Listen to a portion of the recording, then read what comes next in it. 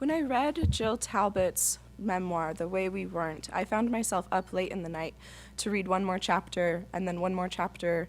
And unlike most page turners, the power of Talbot's writing comes not from the narrative itself, but from her willingness to interrogate that narrative, to circle back over and over in search of the truth or the various versions of it. Carrie Howley praises Talbot's work for refusing at every turn easy answers, and reading Talbot left me feeling emboldened, more willing to retrace my own heartbreaks and obsessions, and this time to turn away from what felt obvious or easy. This is, of course, the essential task of essaying, to reject the certainty we crave and instead make a home among the many things we cannot know. In this way, Talbot's writing is a catalog of her various homes and her various nonfictions. Jill Talbot is the author of The Way We Weren't, a memoir, and Loaded, Women and Addiction. She is the co-editor of The Art of Friction, where nonfictions come together, and the editor of Meta Writings, Toward a Theory of Nonfiction. Her work has appeared in journals such as Brevity, the Colorado Review, Diagram, and the Normal School, and her essays have been recognized as notable several times in the Best American Essays. Talbot earned a PhD in Contemporary American Literature and Film at Texas Tech University, and she holds a master's degree in creative writing from the University of Colorado at Boulder. She currently teaches creative writing at the University of North Texas. We're very fortunate to have her here with us today. Please join me in welcoming Jill Talbot.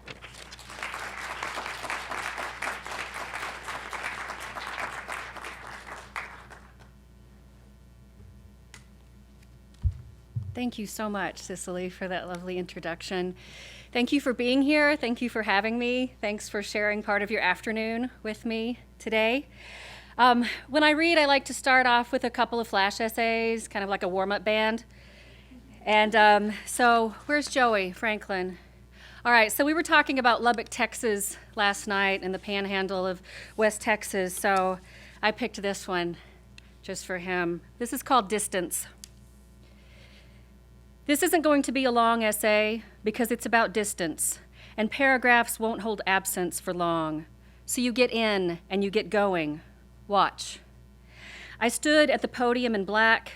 I don't remember that, of course, but I know it's what I always wear. The darkest night, the distance, a sharp outline of contrast, me against me. I do remember the way he leaned against the back wall in a pose I'd seen at that bar on 19th, where he played every Thursday.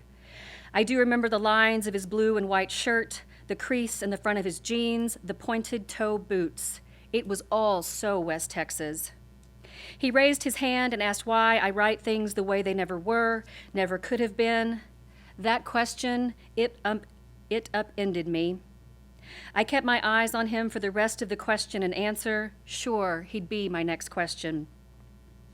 On a night not long after that one, I walked home from campus, worrying what to say the next morning to a group of students about a character who wants nothing more than to get going and stay gone. But when I saw him strumming through the window of that bar, I lingered for a whole song, watched as he propped a boot heel on a rung and slowed down a fast song. I wondered if he might slow me down. He was from down south, a town called Marathon, dust and tumbleweeds, rust and empty roads, storefront signs that whine in the grit of the wind. I could hear the chords in the distance, darlin'. I have to say darlin' here because we were in Texas. In the middle of the night, in the middle of my bed, I struggled against the sheets to imagine the scratch of his beard against my body. That question of his, it should have been a sign. But I went after him anyway, and it wasn't long before he picked up on whatever it was that chased me like a chaser, gulping and gutting. We're all being chased, but he could stand still and stand it. I was like those tumbleweeds in Marathon, tossing myself towards some rusty-edged road. I was sure it was at least 26 miles or more between the two of us. Maybe the miles were mine. In the end, he taped a letter to my door. Whether you stay here or go there is not going to make any difference. I don't remember what I did with the letter. I do remember leaving town the next day, chasing the distance, the space I couldn't see, the grit in the wind, and I can admit it now, I've always stayed gone. This next one is a one-sentence essay. It comes in at about 240 words. I'm fascinated with the one-sentence essay because the one-sentence essay, the material itself is ongoing, relentless, doesn't stop. So oftentimes the one-sentence essay is about a memory that plays like a loop on our head or like a habit that is perpetual. This is called The Bend of Memory. That summer night, while my hands sifted through a bend in the Eagle River to arrange a mosaic made by moonlight, the silhouette of the man I loved and would one day lose leapt onto a rock, a boulder, braced against the shushing current, its weight dividing the water and creating a river that curved in opposite directions before returning to a singular stream, while he and I lingered in our distance, delighting in the way we could separate, one leaning against the river's pool, the other casting an invisible fly, pretending to unfurl a silver line in the shadows, while we trusted that, like the current, we would always come together again, that the pieces of the mosaic would settle back into their design, and the line would rest and the trout would rise, even to our imagination, while the dark hinted toward a truth. Some currents suddenly cease, pieces fall away, and we're left with a distance settling like a dry and desolate alluvial fan, a gulch aching the earth. Then a year passes and another still, until that night's only a tremble of mind, one that leaves me afraid to follow a mountain road to Minturn, Colorado, and find the bend hollowed out, the boulder bone dry, even the shadowed trout departed. So I lean into my recollection to reverse outcome and dissolve catastrophe, to listen to the water gurgling in its curves, while the waves of the moon's light serrates the stream with its silver knives.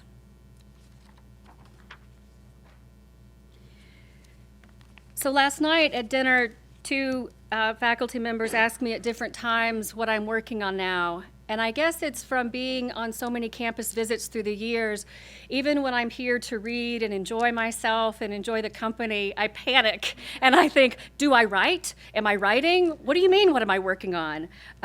So I do have an answer. As Cicely mentioned, The Way We Weren't traces the 9 states up until the point of the end of the book where my daughter Indy and I have lived. And so my project recently is that she and I are going back to all of these places where we have lived. And part of it, she will turn 17 later this month. So part of it is the fact that she's cognizant enough, she's mature enough, she can drive.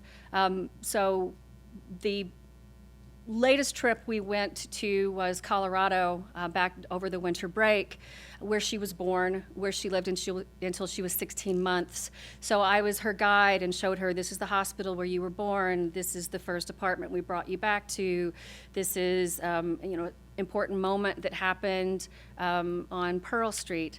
But this essay is about the first trip we went back to, and this was this past summer.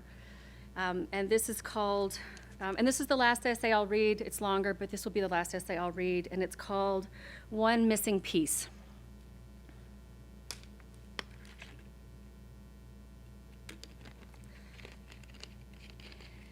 Some places call us back. This past summer, my daughter and I returned to Canton, New York, where we lived 5 years ago, approximately 20 miles south of the Canadian border. It had been her choice, her favorite of all the places we've lived. And while she deserved to go where she wanted after our devastating year and a half, I worried how we would feel when we saw the house again, or how I might experience those spots I now associate with absence, with loss. But I knew we needed to get away before another year began, a year neither one of us were ready to face. Years come and go, regardless. This much we had learned quickly. We flew from Dallas to Syracuse and drove the hours north through memory, those 2 lanes bordered by trees, a green tunnel, a secret path, a shadow. After 30 miles on I-81, I pointed out the Pulaski exit and pulled into the parking lot of the motel where we had stayed in 5 years ago. It had been our last stop on a cross-country move from Oklahoma to New York, when we spent nights in large hotels in Indiana, Ohio, and Buffalo. But up here, the motels spread rather than rise. They are quaint and quiet, small, with only a car parked in front of a door over here, another over there. We were not here to stay, only to revisit. It had been early August 2013 when I checked us into the one-story motel in Pulaski, a bell on the counter in the lobby, ring once. We had been living in Oklahoma for 4 years, the longest we had lived anywhere. I was trading one visiting professor position for another, but instead of teaching 4 sections of composition at a state university, I would be teaching only 3 classes each semester, and all of them creative writing workshops at a private liberal arts institution. I remember how my parents, having both lived in Texas their whole lives, feared they'd never see us again when I told them where we were moving. Before checkout the next afternoon, my daughter and I swam in the pool out front, the one with a tiny tile foundation, a bright blue mosaic. I knew I wasn't ready to get back on the road and drive us to our new life. I wanted to linger, to stare into the sunny sky, to stay between. So when my daughter noticed a pizza place across the highway before jumping into the water, I pulled a t-shirt over my suit and headed across the parking lot toward the lobby. I rang the bell, paid for another night. The afternoon we returned to Pulaski was cloudy, the pool covered with a dusty green tarp. My daughter, now 16, stepped out of the rental car to take a photo of the motel sign and its marquee, Fisherman Welcome. Before pulling away, we both looked back to see the room where we slept in the red carpet inn, the motel only beiges and browns, and I remembered a laminated list on top of the TV offering instructions for cleaning the fish visitors caught in the Salmon River, the river we drove away on the way out of town, the rumble of the White Rapid Rocks beyond the bridge, reminding us how much we missed living among rivers. I have lived here and there, all over really, and there are some cities I'd rather leave in the rearview mirror. But after enough time, the lens of memory loses focus on some things, fixes on others. I once visited a good friend in Champaign, Illinois. He and I walked around the campus and the city, turned a corner toward a thrift store, and came upon a rickety, faded wooden staircase, only 5 steps, in the middle of an abandoned field. He had named it the Staircase to Nowhere. Not long after my visit, he moved to Virginia. Is the staircase still there? Are we somehow? Surely. Sometimes a direction calls us from the distance. For me, it's always been west. I imagine getting on I-20 in Dallas and driving 229 miles before hitting 84, the 2 lanes that veer northwest just after the small town of Sweetwater for another 120 or so. I imagine pushing the pedal all the way down that flat road, the horizon a razor, the slow pump of oil jacks dotting the dusty landscape. I'm thinking of the corner of Toledo and 63rd in Lubbock, the house where I lived from the ages of 6 to 8, when I would wander the sidewalks or take off on my bicentennial Huffy, the Star Spangler.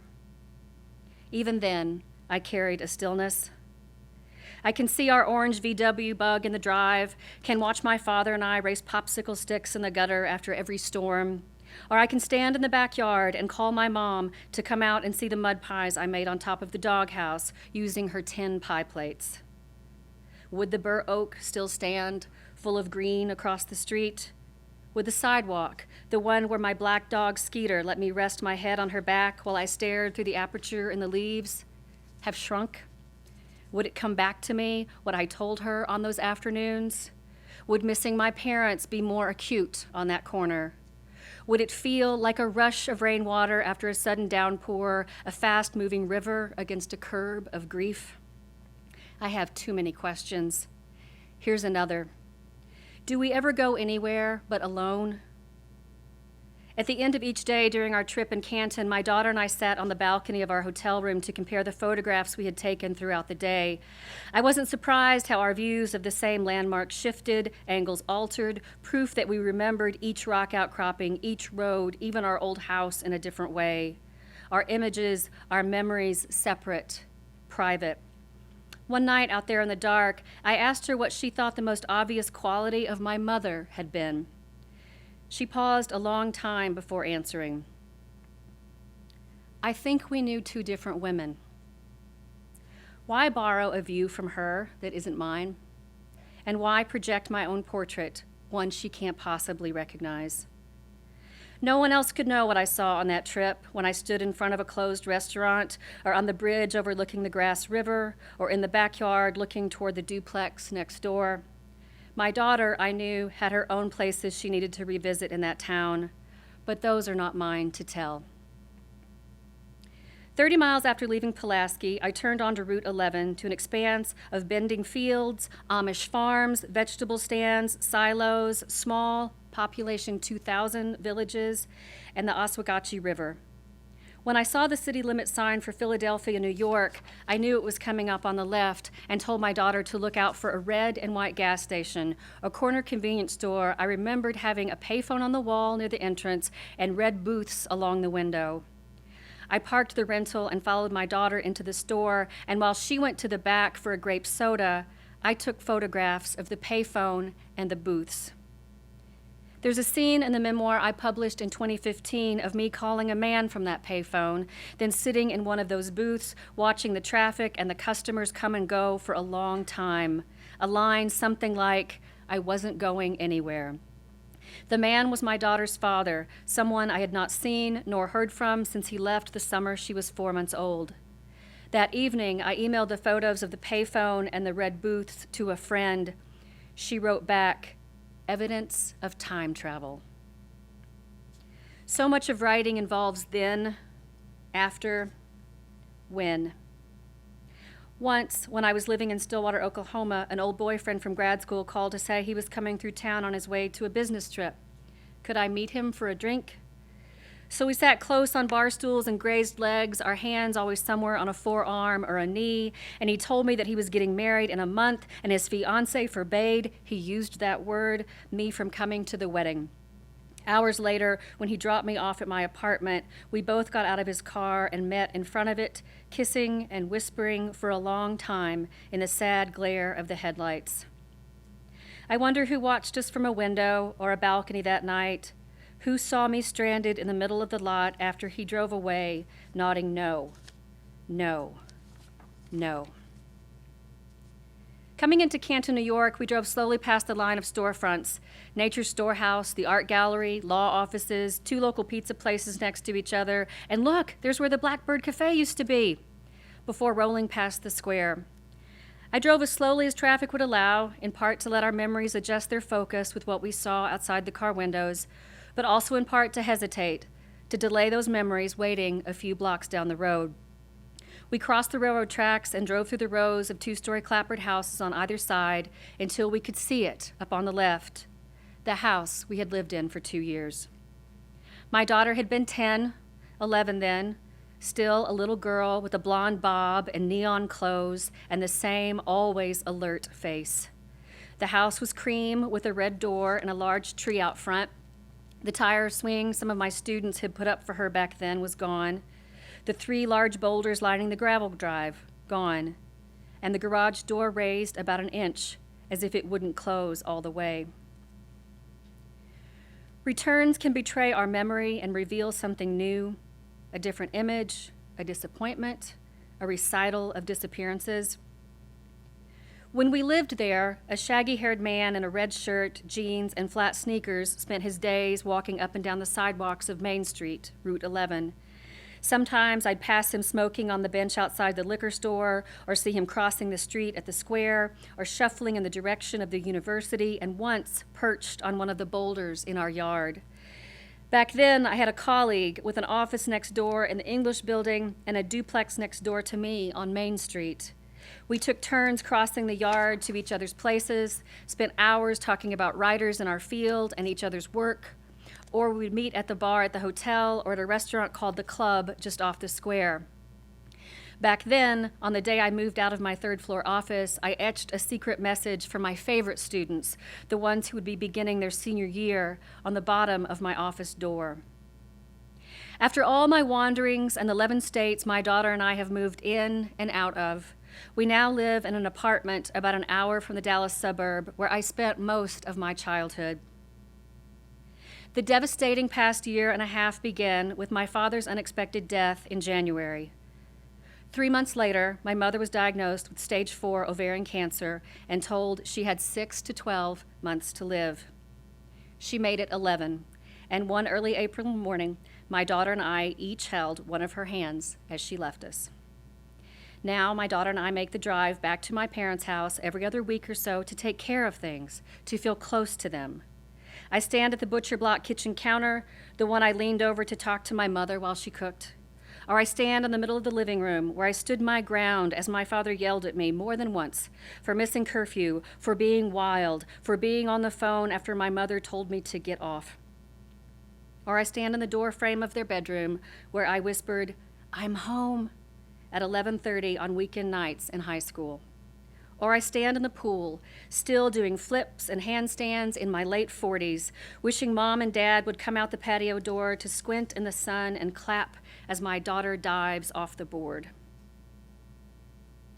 That man who kissed me in the apartment lot in the headlights, the one who married, the one who continued to call on every birthday and holiday, the one who shared my "we have all the time in the world" thinking, he died on a bike trail 3 years later in Houston. I always imagine making the trip to that trail, choosing a tree, wondering if it's this curve or that one over there. Someone makes a choice, so we say nothing. Then we don't pick up the phone that last time, ring after ring. We live with a spot on a bike trail we've never seen. We see it anyway, every day. I say we. What I mean, a lifelong apology for I. In Canton, the disappearances grew sharper, severe, reality grew hazy. I never saw the man in the red shirt, even though I searched for him. And when I climbed the 3 flights of stairs to my office and got on the floor to take a photo of the message, it was gone. And my dear friend, he had passed the August before in a hospital in Ohio at the age of 41. But maybe it was my memory that had become hazy, for when I stood in the yard of our old house, I had planned to take a photo of the field behind the duplex. It was the scene of my friend's author photo, a stark gray and white portrait, his head bent in contemplation, his coat long and black, the North Country snow falling silver across the craggy branches around him. And I thought, my friend once stood there. So I turned away. To take a photograph, to even look for too long at that space felt like a betrayal, an invasion, a theft. I'm thinking of those places where thousands, millions have been before, and how we all stand with our own stories, secrets, private histories like stone in a belfry, silent without the bell. Before paintings in museums, on a star along the Hollywood Walk of Fame, a grassy knoll, the top of the Empire State Building, under the Bean in Chicago's Millennium Park, the north rim of the Grand Canyon, in the middle of a bridge on the San Antonio Riverwalk, on the steps of the Lincoln Memorial, in front of the Hemingway House, take your pick, which one, on a shore between the sand and the sea, signing the brick wall outside Graceland, under a state's welcome sign on the highway, on a Seattle corner featured in our favorite sitcom, silent around a memorial fountain in New York City. Every September or October, my father took me to the State Fair of Texas in Dallas, and later he took me and my daughter.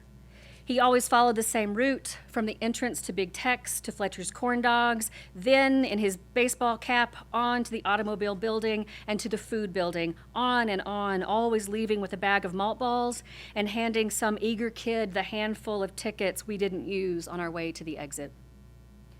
When my daughter and I returned last year without him, we followed the route we had memorized, and we stopped in front of Big Tex and took a selfie.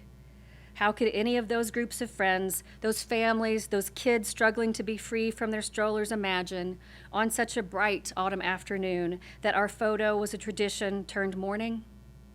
That the shutter closed on an ache? Last year, over 2 million people passed through the gates of the Texas State Fair, an average of 100,000 a day. But for my daughter and me, we only felt an absence. We held hands almost the entire 2-hour stay, squeezing when we came to a spot in front of a skee ball lane, in the ice cream sample line, or stepping into a car at the haunted house ride where he once stood. I haven't mentioned how my daughter and I almost died in that cream house with the red door.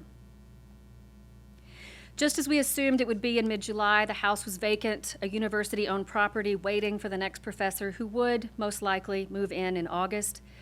Standing in the yard for the first time in 5 years, I saw us leave out the front door on a late October afternoon and stumble down the 3 front steps and weave across the thick layer of leaves. I saw myself on the sidewalk, struggling to stand, waving down cars while my daughter vomited into the grass. I saw a police officer standing by my bed in the ER asking, had we been in the car? In the garage? Days later, I listened to a firefighter explain that a split chimney in the basement created carbon monoxide levels over 300 parts per million on the 3rd floor, where my daughter and her friend played the day before, along with 250 parts per million in the main level of the house, where the heater ran all night and well beyond noon, where I fainted in the kitchen, where my daughter sweated in a deep, deep sleep. At sustained levels of carbon monoxide concentrations above 150, disorientation, unconsciousness, and death are possible. Carbon monoxide had been churning through the house for over a month from a split chimney in the basement. After a few silent moments, we moved to the backyard. My daughter discovered the door open and hopped over the 3 steps to the breezeway, ignoring my protests that we were trespassing. Determined, she went to the door to the kitchen, the one with the window we broke one freezing night when we were locked out. She snapped photo after photo, and when I asked from the yard if it looked the same, she shook her head no. What, I wondered, had it looked like to her back then? Later that night, on our hotel balcony, she showed me her photos of the kitchen, the stove moved to a different wall, the hallway, one shot of the living room. I couldn't look at them long. While I did see moments of us living there, our red couch, the column in the kitchen where I marked her height, the door to her bedroom, the black frame mirror in the bathroom, and the kitchen table where I wrote every morning, I also saw us almost dying, 2 huddled figures barely moving through that living room on our way out. A few years ago in New Mexico, we lived in the oldest adobe house on the west side, which we were often told was a part of town only visited on a dare, dangerous. We didn't have to be told. The alley running beyond us was a trail of homeless wanderers searching our trash for bottles, or patients from the mental hospital gesticulating and shouting at passing cars, or kids ditching school on their way to the drug house on the corner and once screaming. Years of hurt screaming. 4 a.m. I pulled the curtains back from the window in my room to see the woman from next door pacing the alley under the dim street light. This after months of no movement at her house. Locked doors, closed windows, like she'd moved out or died, OD'd. But that night, I watched her dark hair dripping down her dingy hoodie, her jagged fingernails dangling a cigarette, her shoulders 2 knots cinched tight, screaming. I go back to this window again and again in my mind and shudder.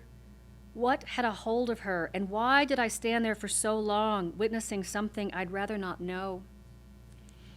Back home in Texas, my car, the same one I was driving when we lived in Canton, still has my blue and white faculty parking sticker in the left corner above the registration. In the glove box, I keep the garage door opener from the house there because I forgot to leave it in the mailbox, along with the keys.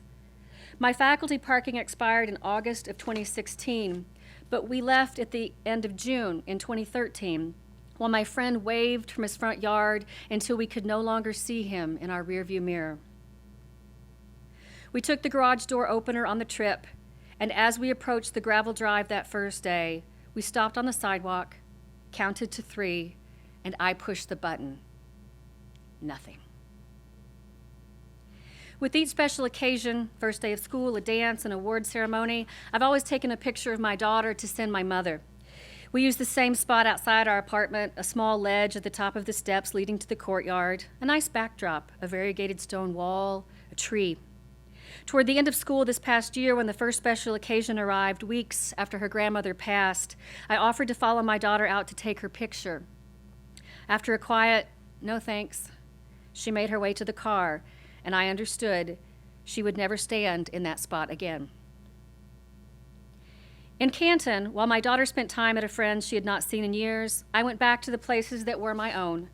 A running trail out Riverside Drive, the aisles of the bookstore on campus, the cafe and the student union where I'd get my favorite tea each morning before teaching. Then I drove to the club, but it had closed for good the week before, I later learned. A for sale sign out front. I half-heartedly took a few photos because the one I planned to take was of the oak bar inside. The stools were my colleague, my neighbor, my friend, and I sat at least once a week taking turns buying pints.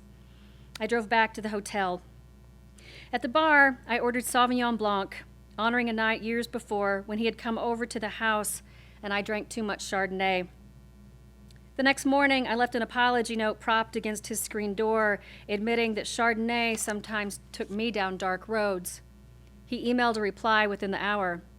That's why I drink Sauvignon Blanc. I took a picture of our table and later converted it to black and white.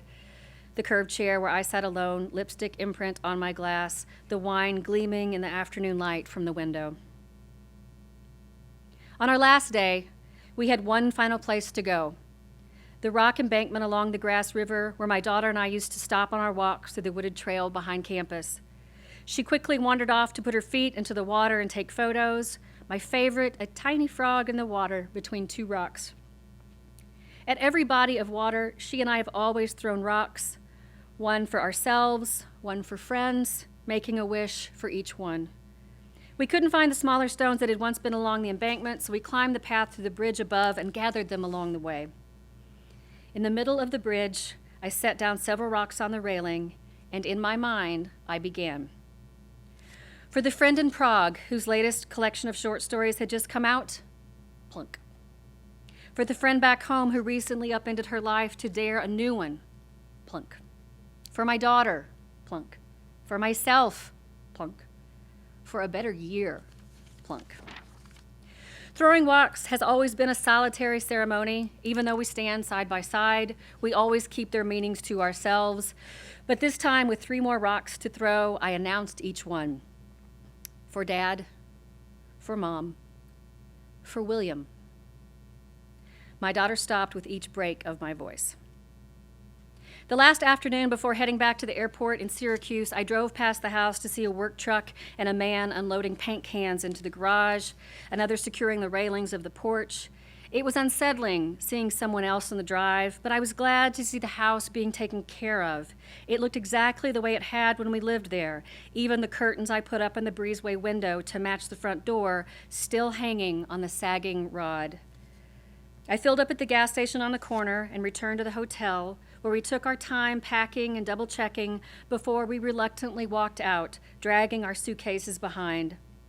Heading east on Route 11, we passed the house one more time. The workers gone. Wait, look. My daughter pointed out the new 89, the address to the right of the garage. The workers must have placed it before they left. Sweet house, my daughter said, and I agreed. Felt the lens of memory lose focus and adjust to fix on. The time the heat went out and we cuddled in sleeping bags to watch 13 going on 30 on my laptop. The mornings I watched her climb the steps of the school bus before I settled at the kitchen table to write. The way we ordered cheese pizza from Sergi's to be delivered so often the boxes stacked up in our breezeway. The way we sat outside and read in our white Adirondack chairs on the porch. The months we worked on that 1,000-piece puzzle of the New Yorker cover, only to discover it had one missing piece. We never found it. Thank you.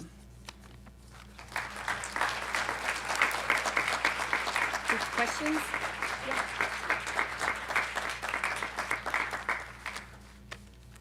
I'm happy to take any and all questions. Yes? What are your favorite craft books? Favorite craft books? Vivian Gornick's The Situation and the Story. Philip Lopate's To Show and to Tell.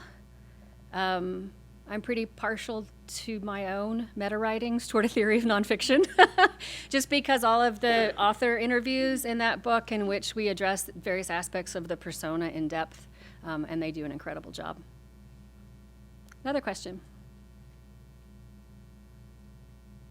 Yes? So I know in one of the essays that we read before this, you talked about writing poetry before, and I noticed that I'm a big poetry guy. I noticed that a lot of what you were saying had a hints of meter to it. When you walk up in, you can kind of get the hints of that. So how Thank you. did your experience, your past writing poetry, how did that translate into how you write essays? Thank you, and that's a great question. And Spencer, you were telling me yesterday that when David Lazar was here, and he mentioned that every writer should start off as a poet for the attention to the line, and I would agree with that. I think a few things about the poetic sensibilities in my work. One, that I start off as a poet, but other because I grew up in a house with music, so I'm attuned to rhythm and chords and dissonance, and then the final would be my immersion recently in the lyric essay, and when I also in teaching, in my advanced class, we focus on syntax, not exclusively, but pretty prominently. And with that attention to their syntax has made me much more aware of my own. But yes, I like the dance of the line very much. Thank you. Another question. Yes, back in the back. What is your writing process like? Do you write an outline and then beef it out, or just start with a thought and go from there? How do you usually begin writing something like this? Good question about process. So it depends, and I'm thinking about form in particular. Usually I allow the essay to find a form, but if I know the form it's going to be in, then I have a little bit more direction. So if I do a flash essay, like in distance, when I'm up front with the reader, like this isn't gonna last long, then I know I only have so much time. And so I think about the flash essay as an inflated balloon, and on the first line, I'm gonna let go, so that momentum has to be there. So when I'm writing, I usually write one draft just to keep that urgency going. But with something like, let's say Of Phones was part of your writing sample packet.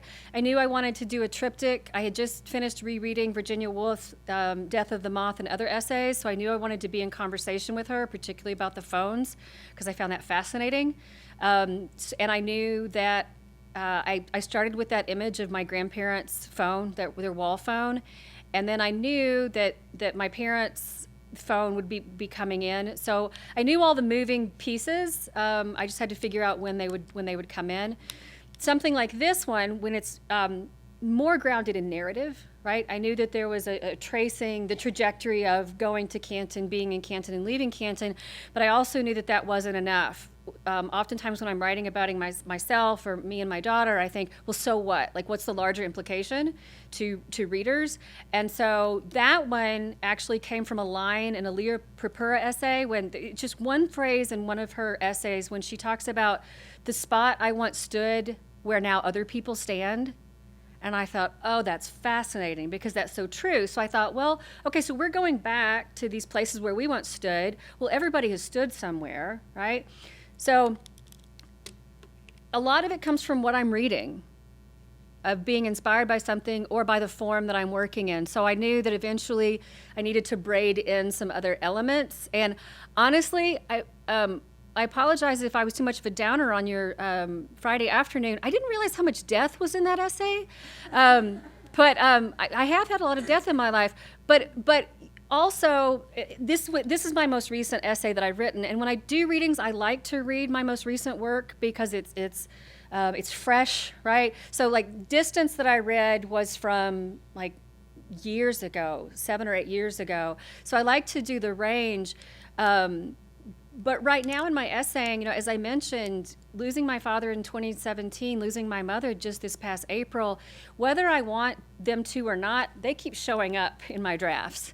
And I have to decide whether it's something I want to sit with or something I want to set aside for now. But that's been surprising me. No surprise, of course, but it's been surprising to me that they're coming up, and that so much of my persona right now is a daughter who's grieving from sudden loss. Does that answer your question? Basically, it's like different. Whatever the essay is going to be, it's different. But I am finding, because I'm currently mentoring a former student who she's taking a gap year between her master's and her MFA. She just wants another year to kind of solidify her knowledge and reading and understanding of the essay.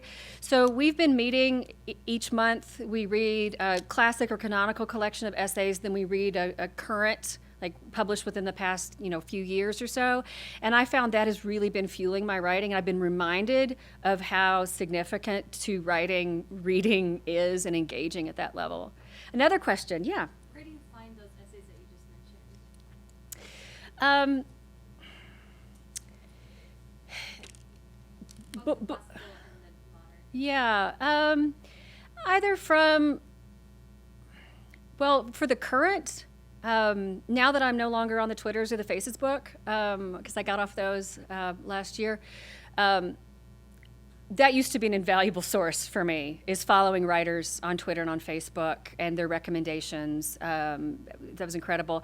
Both Book Riot and BuzzFeed, regardless of what you think about them in other aspects, they often have, like Book Riot in particular, they have an editor there who would do lists like top 10 essay collections out by women this year, or here are 50 essay collections that you should be reading. So I look at those lists. I also ask fellow writers, what are you reading? I ask mentors. I look to anthologies. Philip Lopate's The Art of the Personal Essay is a great place to start in terms of looking at those classical essayists. Yeah. Another question. Yes. So as an essayist, where you're putting so much of yourself on the page, and you send that out to the world, are there ever times when something goes out and you feel this vulnerable, not sure if it was, I don't know, where it's hard to put it out there and you feel like the fallout from that or vulnerability of it? And if so, how do you navigate with that? Yeah. I've actually been working on a craft essay with another essayist, Marcia Aldrich, and we're writing about the implications of writing as mothers and about writing ourselves and our children and the implications to them. And so I have been thinking about this quite a bit in terms of sending something out and how when I write, I'm sure a lot of us are this way, or all of us are this way, those of us who are writers, the world falls away. And it's just me and the screen or me and the page, and I'm not thinking about the implications. I think if I did, I wouldn't be able to write. But I'm also a personal essayist in my person. I feel very comfortable being open and honest, and I'll be honest, like when we first moved to Denton, a group of women invited me to a little dinner get together, and I wasn't invited back. Because I'm just ready to talk about real things, and I want to talk about what's going on and what I'm worried about and what I'm struggling with, and apparently that was not their bag, so I wasn't invited back. But so it's just a natural extension of my personality and my person to do that. But I will say there was an essay that was published in the Collagist in was it October? Yes, wow, the months fly by. October, that I was very nervous, very anxious about. And it was one of those, we were talking about persona earlier. It's a persona I leave in the then of a time in Stillwater, Oklahoma, and how my life was pretty much, I was at the pawn shop or I was at the liquor store. It is a very difficult and dark chapter for me to face. But I had just finished reading Leslie Jamison's The Recoverings, Intoxication and Its Aftermath, and I felt compelled to put my most difficult story on the page. And then when I submitted it and it was picked up, and the editor said, "This is devastating, we'd love to publish it." I wanted to do that. Oop, never mind. But then I did an interview with them, and they asked me, like, wouldn't it be better just to be silent about this? And one of my answers was, I think right now we're learning the implications and consequences of staying silent. And beyond that, when I write, I think of two readers in mind. One is the reader who's sitting alone in a room, who's struggling, and who needs to know that she's not alone. Who needs to I mean, Philip Lopate said, right, to make people feel a little less lonely and freakish is what the personal essay is for, right? So there's that. But there's also what I consider the keyhole. The essay is a keyhole. There are people like me who've lived through moments like I have, that there's a whole world of people who have no idea what that's like or that even exists. To me, that's important, to say that there are people like me who have gone through this. And I purposely left that persona still in the middle. I didn't redeem it. I didn't say all is fine now. I just wanted to let her sit back there in that struggle. So a lot of it is a natural extension of me. A lot of it is there is a purpose. There is a purpose to it. Yeah. One more, Cicely? So do you ever think, you've been talking about personas, do you ever think that that persona on the page helps you work through the vulnerability of writing? I have written before. I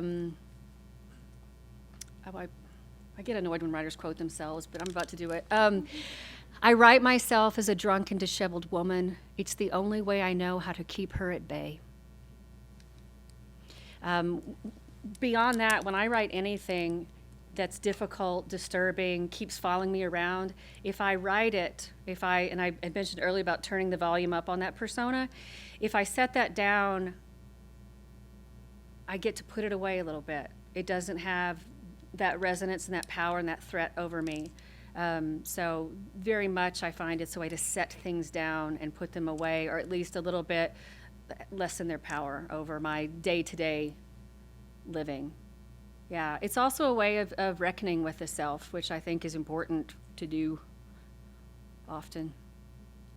Okay. Thank you so much. It's a pleasure to be here, and thanks again for spending part of your afternoon with me.